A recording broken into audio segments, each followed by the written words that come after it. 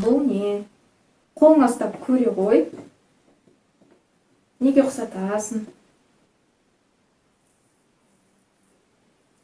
Жүкті жинауға.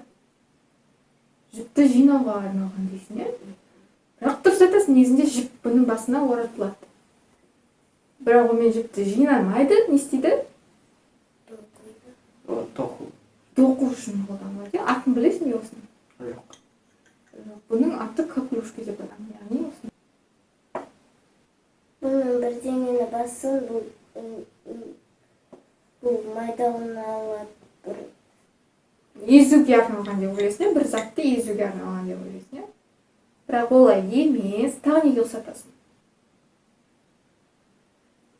Таяқтар бар, жүк тоқиған сияқты мына жерге бір дөңгелекті қояды, сосын жүк тігіледі.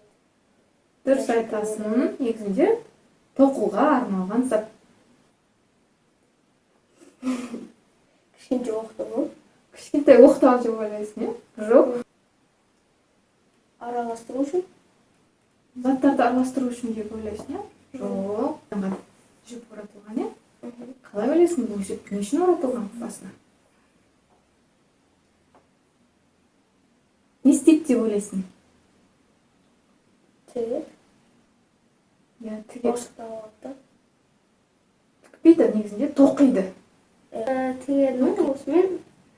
Кофтаны бүйтіп тігеді. Тікпейді, тоқиды, тоқуға арналған зат не? Осылайынан неше?